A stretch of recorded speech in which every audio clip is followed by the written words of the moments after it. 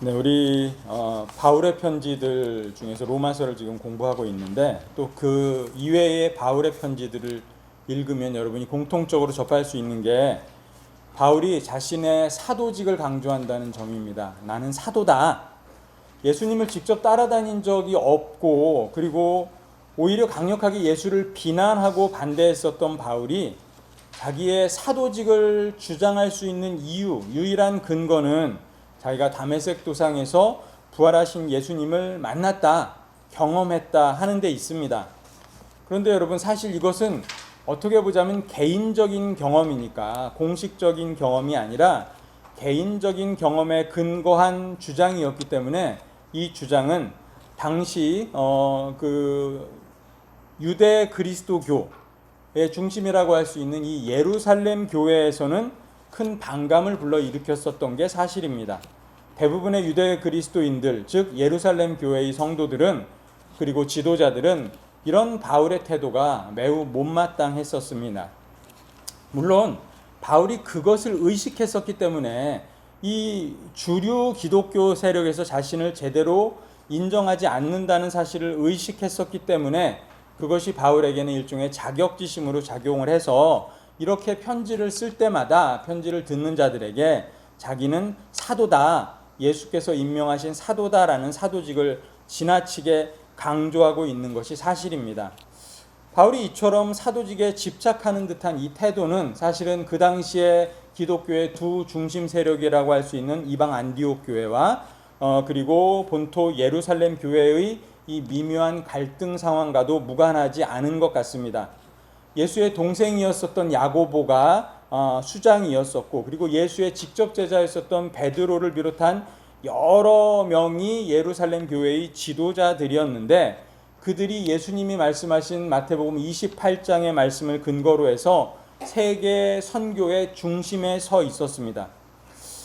그들은 예수님이 온 민족에게 가서 너희가 그들을 제자로 삼고 그들을 가르치고 세례주고 그리고 온전한 제자가 되게 하라 라고 말씀하셨던 예수의 지상 명령을 준행할 그 중심 세력이 바로 예루살렘 교회가 되어야 했었습니다. 그런데 안타깝게도 시간이 흐르면 흐를수록 이 예루살렘 교회보다는 이방 안디옥 교회가 세계 선교의 중심이 되어 갔었습니다. 그 중심에 있었던 바울과 바나바의 거침없는 이방 선교가 세계에 빛을 발했던 겁니다. 이런 현상은 아마도 기존의 기득권 세력이었었던 예루살렘 교회와 새로운 기득권 세력이 된 이 이방 안디옥 교회 사이의 갈등, 특별히 바울과 바나바와 예루살렘 교회 사이의 갈등이 조장되었을 것으로 여겨집니다. 예루살렘 교회는 은연중에 바울의 권위를 자꾸만 깎아내리려고 했을 것이고 바울의 이방 선교에 대해서 노골적으로 사람을 보내서 노골적으로 방해를 하기도 했었습니다. 이게 이제 여러분 사도행전에서 우리가 다 읽어봤었던 내용들입니다. 그래서 바울은 자기가 가는 곳마다 자기의 어떤 권위, 자기가 전하는 복음의 권위를 내세우기 위해서 자기는 예수의 사도다라는 사도의 적통을 거듭해서 주장하지 않을 수 없었습니다. 그런데 오늘 본문에 보면 이 자기의 사도직에 대한 중요성보다도 더 심각한 갈등이 있었던 것을 우리는 보게 되는데 이것은 복음의 정체성에 대한 갈등이었었습니다. 진짜 복음 그리고 바울이 이야기하는 다른 복음, 이 둘은 서로 결단코 타협할 수 있는 성질의 것이 아니었습니다. 왜냐하면 그것은 진리 논쟁이었기 때문에 그렇습니다. 초기 기독교는 그런 어떤 미묘한 차이, 복음에 대한 미묘한 입장차를 극복하지 못하고 결국은 유대 기독교 그리고 이방 기독교로 분리되어져서 운영되었다고 보여집니다. 시간이 지나면서 이 유대 기독교는 결국은 역사 속에서 사라졌고 이방 기독교만이 오늘날까지 이어지고 있는 겁니다. 바로 초기 기독교 역사에서 이 엄청난 결과를 초래했었던 신앙적인 갈등, 신학적인 갈등의 단초가 바로 오늘 여러분이 읽으신 이 갈라디아서에 아주 자세하게 드러나고 있습니다. 갈라디아서 1장을 쭉 여러분 읽어보시면 바울은 갈라디아 성도들에게 편지를 쓰면서 제일 먼저 인사를 합니다. 편지를 쓸 때 인사 안부를 묻는 것 당연하죠. 그런데 간단하게 인사를 마친 바울이 그 다음 1장 6절에서부터 다짜고짜로 갈라디아 사람들을 질책을 합니다. 여러분 1장 6절을 성경으로 한번 보실까요? 날씨가 더워지고 뭐 또 마스크도 쓰고 있고 하기 때문에 여러분 온전한 정신을 예배 시간 내내 유지하는 게 참 어려워요. 그죠? 호흡이 가쁘기 때문에 일단 이산화탄소를 본인이 마시니까. 그래서 여러분 좀 귀찮으시더라도 오늘 본문을 좀 여러 개 읽겠습니다. 1장 6절 여러분 같이 한번 읽어보겠습니다. 소리내서 시작. 그리스도의 은혜로 너희를 부르신 이를 이같이 속히 떠나 다른 복음을 따르는 것을 내가 이상하게 여기노라. 지금까지 바로 인사를 하자마자 한 말이 이 말입니다. 여기서 이상히 여긴다라는 이 다음화조는 매우 기이하게 여기다. 내가 정말 너무 깜짝 놀랐다. 뭐 이런 뜻입니다. 인사를 마쳐서 너네 잘 있었니? 내가 너네를 위해 기도해. 인사를 마치자마자 한다는 말이 내가 너네 때문에 너무나 깜짝 놀랐다. 어떻게 너네 그럴 수 있느냐? 뭐 이런 이야기를 합니다. 매우 거친 표현이 등장을 했는데 뭐냐 하면 그만큼 지금 바울이 화가 났다는 겁니다. 왜냐? 자기를 통해서 복음을 들었고 자기가 그만큼 열심히 복음을 가르쳐서 복음으로 말미암아 하나님 나라 백성 되었던 그런 갈라디아 성도들이 1장 6절 다시 보세요. 뭐라고 나왔어요? 이같이 속히 떠나. 내가 가르쳤던 복음 위에 세워졌었던 이 교회들이, 이 성도들이 이같이 속히 떠나 다른 복음에 현혹되었기 때문에 지금 바울은 화가 난 겁니다. 그렇게 금방 흔들려 버렸다는 겁니다. 바울은 이어서 7절에 이렇게 말합니다. 7절도 한번 이어 읽어볼까요? 시작.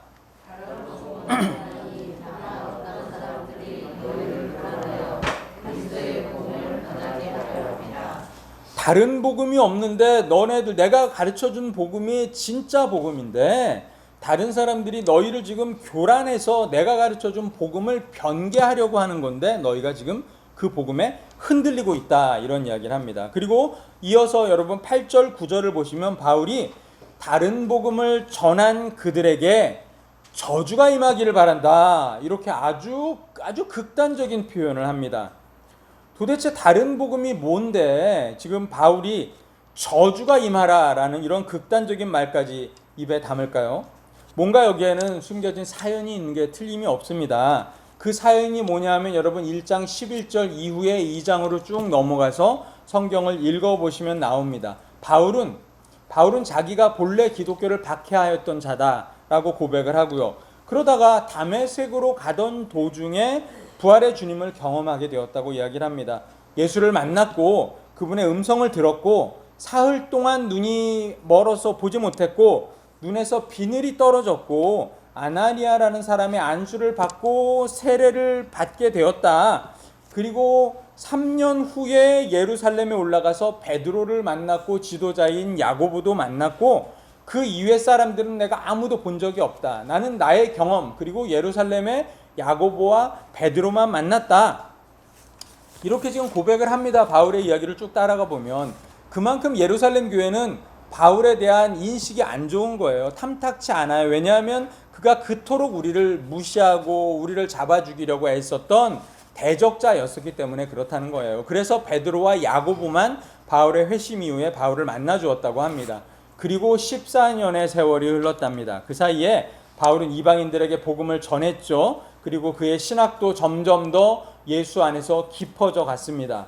복음 사역의 성과가 나타났습니다. 그런데 바로 그때 바울의 가르침에 뭔가 문제가 있다.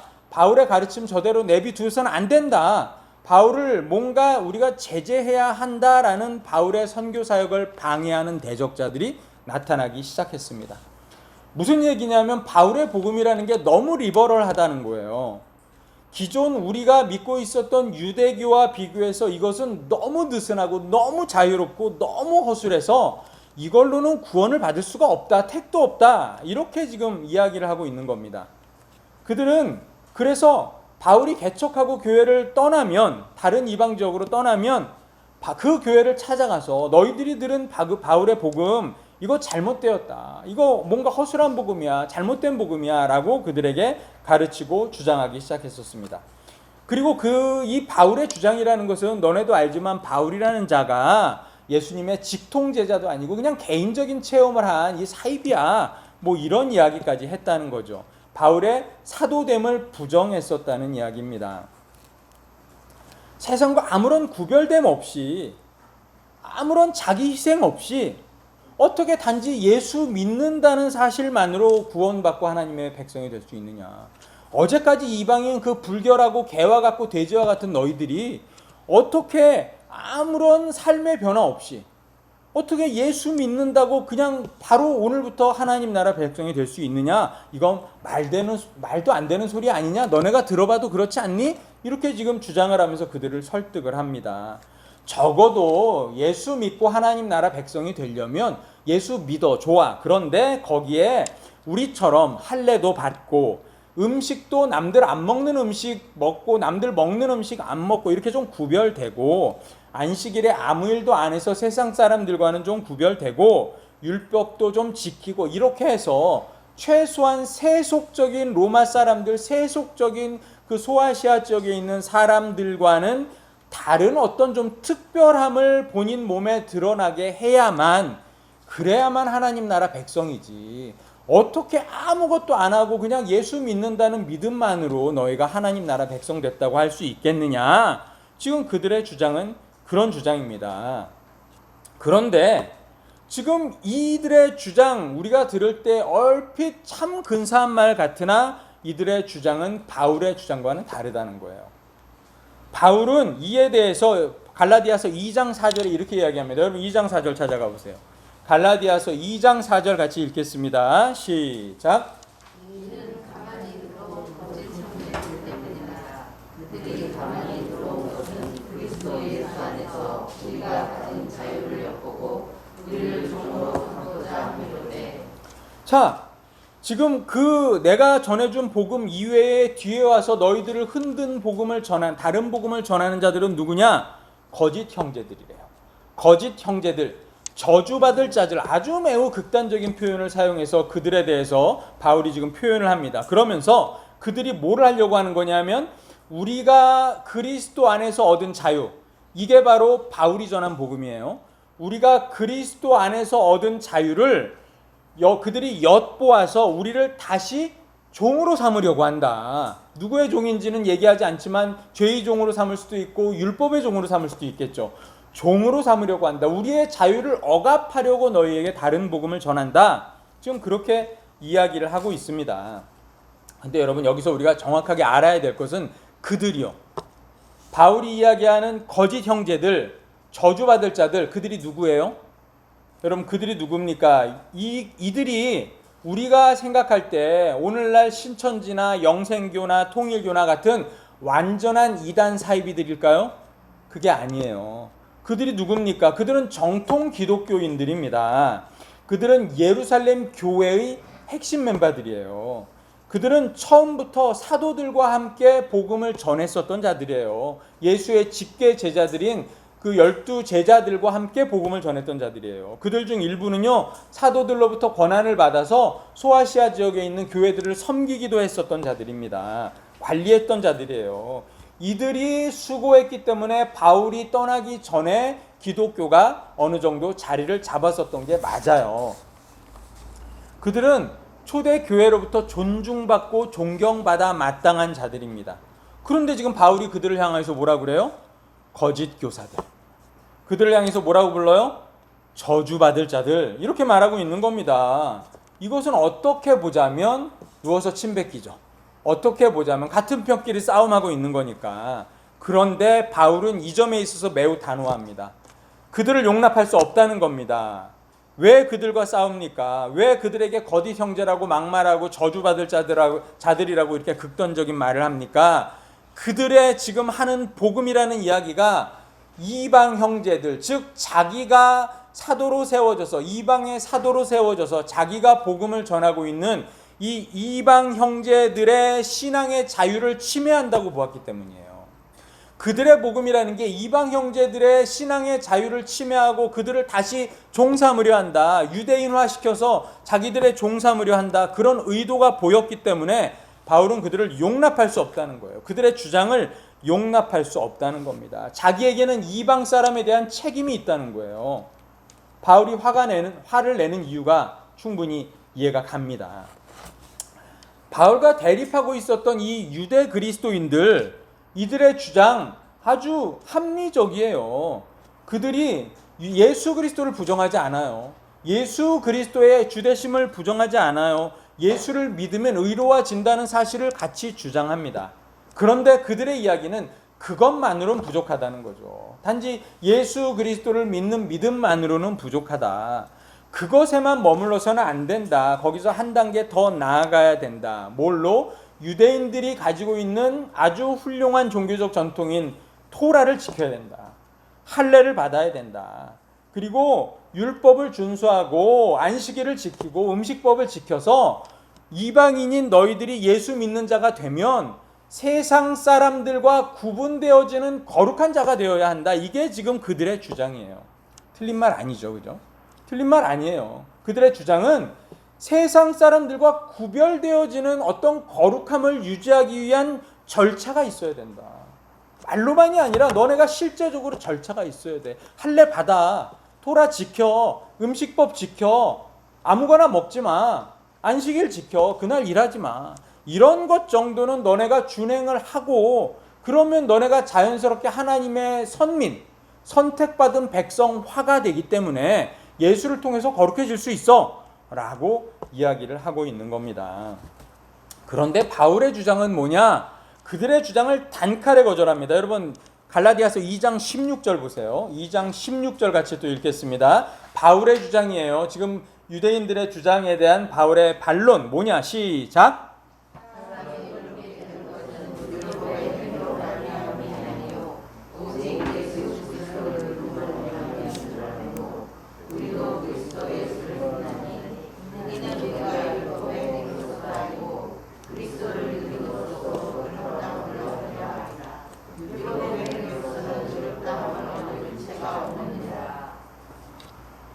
너희들 율법의 행위, 예수의 구원 플러스 율법의 행위를 주장하고 있는데 너희를 의롭게 하고 너희를 구원하는 믿음은 오로지 예수를 믿는 거야. 바울의 주장은 간단하죠. 지금 너네들의 그런 주장이 그럴듯해 보이지만 그것은 오히려 복음을 훼손하는 거야. 이렇게 말해요. 선뜻 이해가 안 갈 수 있어요. 그게 왜 복음을 훼손할까? 그런 거는 오늘날 우리도 세움교회도 그런 걸 강조하잖아요. 삶의 예배, 삶에서 구별됨 강조하잖아요. 근데 뭐가 잘못됐다는 걸까요? 여러분 헷갈릴 수 있는데 잘 들어보세요. 그런 율법적인 행동과 세상 사람들로부터 구분되려고 하는 자기들이 선민으로서 세상과 구분되려고 하는 이 거룩함들이 공동체성을 어떻게 훼손하고 복음을 어떻게 훼손하는지 여러분 보세요.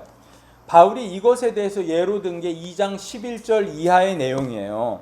2장 11절 이하에 무슨 이야기가 나오냐면 안디옥 교회에서 벌어졌었던 실제적인 상황인데요. 이런 이야기입니다. 베드로가 예수의 직계 제자인 베드로가 안디옥 교회에 왔어요. 거기에서 바나바와 함께 여러 이제 사도 여러 명이 모여서 이방인들과 함께 식사를 하고 있었습니다. 왜냐하면 그 교회가 안디옥 교회니까.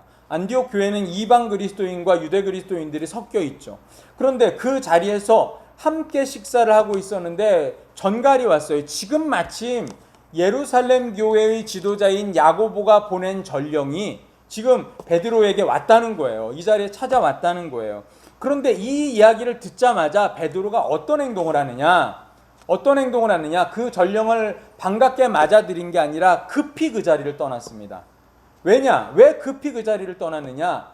유대인인 자기가 이방인인 사람들과 함께 자리에 앉아서 먹고 마시는 것을 예루살렘 교회의 지도자인 야고보와 그 옆에 있는 사람들이 알게 되면 쓸데없는 분란이 일어난다는 거예요. 그것 때문에 어떻게 유대인이 이방인과 함께 앉아서 먹고 마시냐는 거죠. 거룩한 유대인이 어떻게 부정한 저들과 함께 앉아 먹고 마시냐는 거죠. 그게 율법이거든요. 그게 율법이에요. 물론 그들도 알고는 있었어요. 교회 안에서 예수가 머리 되시고 교회 안에서 이방 그리스도인과 유대 그리스도인들이 하나로 지어져 간다. 그러니까 우리는 하나고 우리는 한 공동체야 라는 것을 알고 있었지만 지금 이 자리에서 내가 베드로가 여전히 앉아 있다가는 엉뚱한 이야기가 예루살렘 교회로 들어가고 괜히 트집 잡히고 괜히 분쟁이 일어날까 봐 빌미를 안 주려고 떠난 거예요. 바나바도 곧 따라서 떠났거든요. 이해가 안 가는 건 아닙니다. 그러나 여러분 그때 그러면 그 자리에 앉아 있었던 이방 그리스도인들의 입장은 어떨까요? 같은 공동체로 같이 존중받고 있었던 이방 그리스도인들의 입장은 어떻겠습니까? 그들이 갑자기 밥 먹다가 떠났어요. 마치 도망가듯이. 왜 도망갔대요? 우리랑 앉아서 밥 먹는 게 거룩하지 못해서 도망갔다는 거예요. 이 배신감, 이것은 한마디로 말하면 차별 아닙니까? 차별. 우리와 너네를 구별했다는 얘기잖아요. 차별했다는 이야기잖아요. 차별이에요. 베드로가 평소에 뭐라고 가르쳤겠습니까? 바울과 바나바가 뭐라고 가르쳤겠습니까? 예수 안에서 유대인과 이방인은 하나다. 구별됨이 없다. 부자도 가난한 자도 유식한 자도 무식한 자도 하나다. 이방인 유대인 구분 없다. 이렇게 말했었는데 정작에 같이 밥 먹는 것조차도 허용되지 않았었다는 거예요. 그러니까 당연히 이것은 잘못된 거죠. 지금 이 지점에 대해서 바울이 베드로를 뭐라고 비난하냐 하면요. 한참 선배죠. 사실은 자기보다 신앙적으로는 한참 선배인데 베드로한테 이렇게 비난합니다. 너는 외식하는 자야. 이렇게 비난해요. 너 외식했어. 너의 신앙은 외식하는 신앙이야. 남에게 보여주기 위해서 했구나. 실제적으로 아무것도 아니네. 너 지금 뭐 하는 거야? 이렇게 베드로와 바나바를 비난합니다. 복음의 진리를 따라서 행하지 않았다는 거예요. 내가 가르쳤던 복음, 예수께 들었던 복음, 너희가 그것을 실천하지 않았었다는 거예요. 그런데 그렇다면 바울이 몇 안 되는 동지인 바나바, 베드로 이렇게 이들까지도 비난하고 외식하는 자라고 비난하면서 지키려고 했었던 그 바울의 복음의 진리, 우리가 이것을 잘 알아야 됩니다. 바울의 복음의 진리, 그게 뭐냐면 앞서 읽었던 2장 4절의 말씀이에요. 바울의 복음의 진리가 뭐냐? 한마디로 말하자면 그리스도 안에서 누리는 자유라는 거예요. 바울이 이야기한 복음은 그거였다는 거예요. 예수가 왕 되셨죠.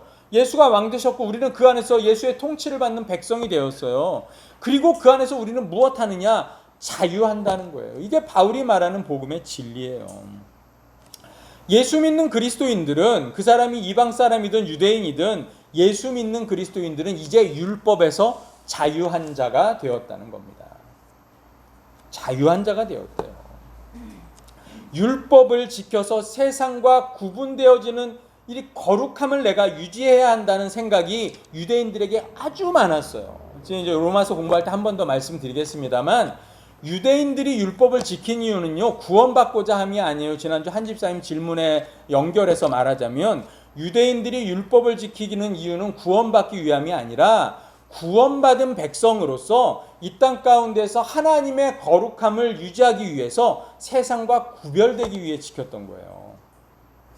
그러니까 그들은 세상과 구별되기 위해서 율법을 지켜요. 그런데 이게 어떤 의미에서는 참 좋아 보이지만 시간이 지나면 지날수록 세상과 구별된다는 의미가 뭘로 변질되어졌느냐? 세상을 차별하는 것으로 변질되었다는 거예요. 우리가 세상을 차별하는 거예요. 저것들 뭐 별것도 없는 것들이야. 저것들 구원도 못 받을 것들, 죽을 것들, 저러다 망할 것들. 이렇게 저주의 대상, 조롱의 대상. 그들을 환대하지 않는 거예요. 그들을 대접하지 않아요. 지적하고, 지금도 많은 그리스도인들이, 많은 기독교인이라고 불리는 사람들이 세상을 향해서 얼마나 많은 욕을 하고 얼마나 많은 지적을 하고 얼마나 세상을 배타적으로 대하고 있습니까? 그게 율법을 지키는 자들, 유대인들의 모습이었어요. 내가 안식일을 지켜 거룩하게, 내가 음식을 지켜, 나는 너네랑 달라, 요것만 먹어, 나는 너네랑 달라, 이 날은 아무것도 안 해, 나는 너네랑 달라, 이런 율법을 지키는 자들이야. 나는 너네랑 달라, 나는 할례 받았거든. 이게 유대인들의 자부심이었어요. 그렇게 자기는 선민이라고 생각을 했었던 거예요. 그래서 세상하고 나는 다르기 때문에 그들과 접촉할 필요가 없고요, 그들을 대우해 줄 필요가 없는 거예요. 그런데 율법을 지켜서 세상과 구별되게 되는 이 거룩을 유지해야만 한다고 생각했었던 그들의 그 고정관념, 그들의 그 인식을 완전히 뒤바꿔버린 게 바울이 말하는 복음, 본래 예수가 말했던 복음이에요. 예수가 그렇게 했잖아요. 일부러 안식일을 어겼잖아요. 일부러 안식일 날 병 고쳤잖아요. 너희들의 입으로 들어가는 게 들어온 게 아니다. 입에서 나오는 게 들어온 거야. 예수님 말씀하셨잖아요. 손 안 닦고 밥 먹는 게 뭐가 그렇게 중요하냐. 예수님 말씀하시잖아요. 바울의 이 복음의 주장은요, 혁명적인 인식의 변화예요. 위대한 패러다임 시프트입니다. 그렇기 때문에 바울은 예수로 말미암아 그들이 얻은 이 복음의 자유, 예수가 우리에게 복음의 자유를 주셨는데, 율법에 더 이상 매이지 않는 복음의 자유를 주셨는데, 그것을 다시 포기하게 만들고 다시 무력화시키려고 하는 그 세력들, 그 유대 그리스도인들과는 맞서 싸울 수밖에 없었다는 겁니다. 그것을 포기한다는 게 뭐예요? 내가 그러면 그래야 그들과 적당히 타협하자. 왜냐하면 같이 예수의 복음을 전하는 거니까 적당히 타협해. 이렇게 해서 내 것을 포기한다는 얘기는 무슨 뜻과 똑같냐 하면 예수의 십자가 사건을 폐기 처분하는 것과 똑같다는 겁니다. 예수의 십자가 사건이 더 이상 의미가 없다는 거예요. 예수는 그것 때문에 죽으셨는데 그것을 타협한다면 예수의 십자가가 무슨 의미가 있겠냐는 겁니다. 여러분 갈라디아서 2장 21절 보세요. 이 부분에 대해서 바울이 틀림없이 이렇게 이야기를 합니다. 같이 읽겠습니다. 시작. 내가 하나님의 은혜를 피하지 아니하노니 만일 그렇게 되는 것이 율법으로 말미암으면 그리스도께서 어때이 죽으셨느니라. 하나님이 우리에게 은혜를 주셔서 복음을 주셨고 자유를 주셨는데 너희들이 그것을 폐하려고 드는구나. 내가 너희하고 동조해서 이 은혜를 폐할 수 없어요. 의롭게 되는 게 율법을 지켜서 세상과 구분되어지는 의로움이라면, 그렇다면 예수의 죽으심 이후에 펼쳐진 이 하나님 나라는 아무 의미 없는 거 아니냐. 그냥 구역에 여전히 너네들끼리만 뭐 소꿉장난하고 있는 그런 율법 아니냐. 지금 바울이 이야기하는 건 그것입니다. 사랑하는 새움교회 성도 여러분, 오늘 우리는 바울이 말하는 이 복음의 자유를 잘 알고 있어요. 그런데 사실 이 복음의 자유를 실천하기가 쉽지 않습니다. 구분하기도 쉽지 않아요. 갈라디아 교인들이 이 다른 복음에 흔들린 이유가 여기에 있습니다. 왜냐하면 자유라는 게 매우 위태롭기 때문이에요. 자유라는 게 어떻게 보면 내 스스로도 방종으로 느껴지기 때문에 그렇습니다. 자유를 누림에 따른 수많은 부작용이 발생하고, 이것 때문에, 이 자유를 누림 때문에 오히려 우리 신앙이 더 혼란스러워질 수도 있기 때문에 그렇습니다. 여러분, 현재 우리나라 사회가 그런 것 같아요. 서로 자유롭다 보니까 서로의 자유를 주장하기 시작합니다. 여성도 어린아이도 약한 자도 이제 자유롭기 시작했고요. 자기의 권리들을 주장하기 시작합니다. 이거 너무 정상적인 과정이에요. 그러나 이런 자유가 절차적으로 완성되어져 가는 과정 가운데에서 서로의 자유가 부딪히다 보니 기득권을 누리던 자들이 내 기득권을 빼어줘야만 저쪽에 약한 자가 자유를 얻게 되니, 이 자유와 자유가 부딪히다 보니 혼란이 가중되는 거고, 때로는 이 자유를 주장하는 사람들이 서툰 행동을 하기도 하고 때로는 거친 표현들을 하기도 합니다. 그래서 이런 혼란이 아주 지금 뭐 난무한 상태입니다. 그래서 어떤 혹자들은 이렇게 이야기하죠. 야 그래도 뭐니 해도 대통령은 전두환이야. 삼천교육대 만들어서 싹 다 그냥 갖다 그냥 쳐놓고 말이야 교육시켜야 돼. 뭐 이렇게 예전이 좋았어. 라떼는 말이야. 뭐 이런 이야기를 하면서 추억하기도 합니다. 자유는 좋은 것 같지만 거기에는 비용이 필요해요. 항상. 갈라디아 교회도 마찬가지였습니다. 예수 그리스도를 믿으면 새로운 사람이 되고 의인이 되어야 한다고 바울이 가르쳤어요. 그런데 갈라디아 교인들 입장에서도 바울이 떠나고 나서 자기들끼리 열심히 신앙생활을 하려고 하지만 이방인 그리스도인들 자기들은 아무것도 변화가 없어요. 어떤 실제적인 내 삶에서 변화가 드러나지 않습니다. 자신은 하나님 나라 백성이 되었다고 바울이 가르쳤는데, 하나님 나라 백성이 되었으면 내 주변에, 그 갈라디아 교인들 주변에 많은 사람들이 돈을 주고 로마 시민권을 샀어요. 로마 시민권을 사면 그날로부터 그 사람은 신분이 바뀌고 하는 행동이 달라지고 누릴 수 있는 게 달라져요. 그런데 내가 하나님 나라 백성 됐다고 하는데 나는 특별히 구분되는 게 없는 거예요. 어제의 나와 오늘의 나가 달라진 게 없어요. 별로. 내 실제적인 삶에서 어떤 변화도 없다는 겁니다. 세상 사람들과 특별히 다르지도 않아요. 그러니까 복음만으로 뭔가 부족하다고 느끼게 된 겁니다. 이게 바울이 가르쳐준 게 뭔가 부족하구나. 그럴 때 마침 예루살렘에서 온 또 다른 사람들이 바울은 저 가짜야 라고 말하면서, 그래 너희들이 여기에 플러스 율법, 우리가 어떻게 사는지 알지? 그런 어떤 거룩함을 유지해야만 제대로 된 구원이 발생해 라고 이야기를 하니 거기에 안 넘어갈 수가 있겠습니까? 뭔가 그래도 복음이 뭔가 좀 가치 있어 보이고 뭔가 좀 있어 보이려면 수반되어지는 행위들이 있어야 되잖아요. 뭔가 좀 드러나는 표식들이 있어야 되잖아요. 유대인들은 그런 구별됨을 근거로 해서 자기들은 선민이고 남은 다 돼지다, 남은 다 개들이다, 개자식들이다 이렇게 말했어요. 근데 그러기 위한 그들의 노력, 헌신 알죠? 이방인들도 잘 알아요. 유대인들이 어떻게 사는지를 너무나 잘 아니까, 철저하게 지키면서 사는 걸 아니까. 그러니까 그 정도는 나도 해야만 하나님 나라 백성 된다는 이 논리가 충분히 이해가 간다는 겁니다. 흔들렸었던 거예요. 우리도 예수 믿고 율법도 좀 지키자, 할례도 받자, 음식도 좀 특별하게 먹자, 좀 이 안식일도 지키자, 세상 사람들과 좀 구별되게 살자. 이게 가장 합리적인 그리스도의 모습, 합리적인 복음이라고 생각을 했다는 거예요, 여러분. 많은 성도들이 오늘날 우리도, 저도 복음과 율법의 문제에 혼란이 좀 있습니다. 복음을 받아들인 우리는 율법을 무시하고 아무런 규제 없이 아무렇게나 삽니까? 아무렇게나 사세요, 여러분? 복음으로 자유한 자들 되었으니까. 여러분 막 그냥 닥치는 대로 사시나요? 단지 세상의 법률적인 형법에 정하는 것만 안 하고는 아무렇게나 사세요? 그렇지 않잖아요. 복음의 자유에도 틀림없이 책임이 따릅니다.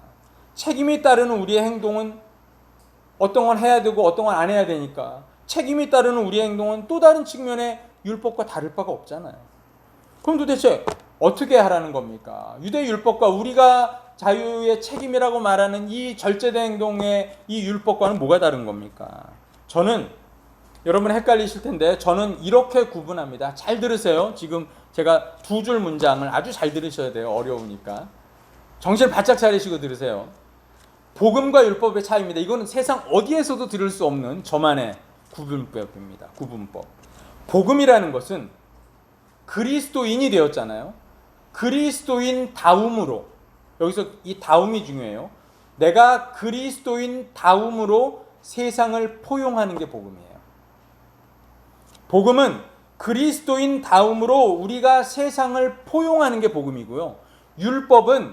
율법에도 이 유대 그리스도인들이 말하는 율법은 그리스도인 다음으로 세상과 분리하고 세상을 차별 대우하는 게 복음, 그 율법이에요. 그러니까 이 내가 그리스도인 다음을 똑같이 갖고 있는데, 이 그리스도인 다음을 행하기 위해서는 율법적인 여러 가지 절차들이 있어요. 행위들이 있어요. 하면 되는 것과 하지 않아야 되는 것이 있어요. 그런데 그것을 내가 그리스도인 다음으로 가지고 있으면서 세상을 차별하고 세상을 지적하고 세상을 정죄하고 세상과 배타적으로 우리만 옳고 우리 공동체만 맞고 우리 목사님만 진리고 나만 옳고, 이게 아니라 그들을 인정하고 그들을 이해하고 그들을 포용하고 그들을 환대하고, 이러면 이건 복음. 내가 똑같이 그렇게 살지만 내가 그렇게 삶으로 나는 하나님으로부터 매우 특별한 자야. 하나님이 내 기도는 특별히 더 잘 들어주시고 하나님이 나의 삶에 특별히 개입하시고 간섭하시고 하나님이 나를 아주 특별하게 어려서부터 이렇게 섭리로 내 인생을 돌아보니까, 야, 하나님이 그때는 몇 살 때 이렇게 인생에서 내 이런 어떤 신앙적인 간증도 있고 이렇게 해서 나를 특별하게 오늘 세우셨으니 나는 너네랑 달라. 나는 너네랑 달라. 난 목사야. 나 너네랑 달라. 집사들 너네랑 달라. 이렇게 서로 간에 차별하고 서로 간에 배제하고, 난 너네랑 어울리는 거 싫어. 나 그리스도인인데 아우 니네 지저분하잖아. 아우 뭐 회식 자리 나 거기 가기 싫어. 뭐 맨날 쓸데없는 야한 얘기만 했었고 말이야. 물론 안 가면 좋겠지만 배제하는 건 아니에요, 여러분. 배제하고 차별하고 정죄하고 하는 게 아니라 그들을 포용하고 그들을 안아줘야 되는 게 우리의 몫이고, 예수의 계명의 한마디가 뭡니까? 예수의 계명을 총집합하면, 정순덕 집사님, 예수의 계명을 총집합하면 두 글자, 사랑. 정답. 어느 교회 다니세요?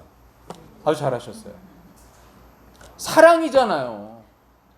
입으로는 사랑하면서 지 좋은 사람만 사랑하고, 정치적인 입장이 다르면 요새는 정치적인 입장이 완전히 부모 자식 간에도 갈라놓고 뭐 장로 목사 간에도 갈라놓고 집사들 간에 갈라놔요. 정치적 입장만 다르면 뭐 그냥 비난하고 그냥 욕하고 용납을 못 해줘요. 나만 옳은 거예요. 그게 그리스도인다운 태도입니까? 그게 목사들이 할 말입니까? 죄를, 성경에 이야기하는 죄를 이야기하는 것과 그 사람을 차별하고 그 사람을 배제하는 건 전혀 다른 문제죠. 우리는 복음의 기쁜 소식을 듣고 하나님 나라 백성 되었습니다. 그리고 그 안에서 자유를 누리고 있습니다. 자유 안엔 책임이 따르지만 이런 그리스도인들은 자신이 경험한 이 복음의 자유, 이 기쁨, 이 경험을 증인되어서, 예수께서 우리 보고 증인이 되라 하셨으니까 증인되어서 이 세상에 드러내야 할 책임이 있습니다. 그런데 자신은 구별된 사람이고 너네는 구별되지 않은 세속의 보통 사람이고, 그러니 내가 너네를 가르쳐야 되고 내가 너네를 그 자리에서 끄집어내. 근데 너네 많이 들어오니까 가만히 있어. 내가 이렇게 잘 끄집어낼게. 이렇게 아우 더럽네. 집게를 사용할까? 이렇게 끄집어내는 태도, 제국주의적인 태도, 가서 공격하고 점령해서 땅 밟게 해서 그곳에 있는 모든 우상들을 다 무너뜨리고 그 땅에 있는 모든 기존의 토착적인 모든 것들을 다 무너뜨리고 내가 들어가서 예수의 깃발을 꽂으리라. 이런 태도. 제가 흥분했죠? 네, 이게 아니라 나도 똑같은 죄인이야. 나 너보다 더 더러운 죄인이야. 나 목사지만 내 속을 들여다보면 니네 평일날 생각하는 것보다 더 악하고 더 지저분하고 더 음란해. 더 악한 자야. 그런데 너네랑 나랑 똑같은 죄인이지만 단지 내가 먼저 하나님의 은혜를 경험했고 그 경험한 자로서 나의 이 느끼는 기쁨과 환희, 이것을 너네에게 전해주고 싶어. 나는 너네를 사랑해. 그래서 그 이웃들을 포용하고 그들을 환대하고 예수의 증인으로 사는 것, 그게 참된 복음이라는 거예요. 그게 참된 그리스도인이라는 겁니다. 이게 복음의 정신이라는 겁니다. 우리 세움교회는 잘하고 있습니다. 7년 전에 우리가 교회를 세우면서 한 가지 얘기했어요. 다른 거창한 계획 하나도 없었습니다. 단 한 가지. 예배를 예배답게 드리자, 이거였었습니다. 그런 생각이 우리 또다시 7년이 진행될수록 여전히 이어지기를 저는 간절히 소망합니다. 왜냐하면 복음의 본질이라는 게 뭐예요? 복음의 본질이 저는 예배에 고스란히 오롯이 담겨 있다고 보기 때문입니다. 물론 이 교회가 좀 특별해지고 싶은 욕심도 있고, 이 교회의 건물이 좀 더 화려해졌으면 하는 욕심도 있고, 이 교회에 더 많은 헌금이 채워졌으면 하는 욕심도 있겠지만 그런 욕심은 다 버리고 이제 우리가 매주 올바른 예배 하나 제대로 드리면, 그래서 우리의 신앙이 올바르게 건강해지고 올바르게 풍성해지고 복음 안에서 제대로 된 자유의 삶을 살면 여러분, 먼저 우리의 자녀들이 우리의 신앙을 본받게 될 거잖아요. 그러면 우리의 집안만큼은 최소한 믿음의 가문을 이루어갈 거 아니겠습니까? 믿음의 가문이 이어진다면 이 나라 희망이 있는 거예요. 저는 그렇게 생각합니다. 사랑하는 세움교회 성도 여러분, 복음의 자유를 포기하고 스스로 율법의 종이 되지는 맙시다. 그리고 우리를 다시 종으로 삼으려는 그 세상의 여러 가지 유혹과 목소리에 맞서 싸웁시다. 저부터 더욱더 성실히 복음의 자유를 고민하겠습니다. 목사라는 입장에서 성도들의 복음의 자유를 함부로 제한하거나 함부로 신앙적 판단을 하는 우를 범하지 않도록 하겠습니다. 더 조심하겠습니다. 우리 성도님들 모두도 마찬가지로 복음의 자유를 만끽하시고, 그러나 성령의 도우심으로 이 복음의 책임을 다하는 세움교회 성도들 되었으면 좋겠습니다. 아멘. 우리 같이 기도하겠습니다.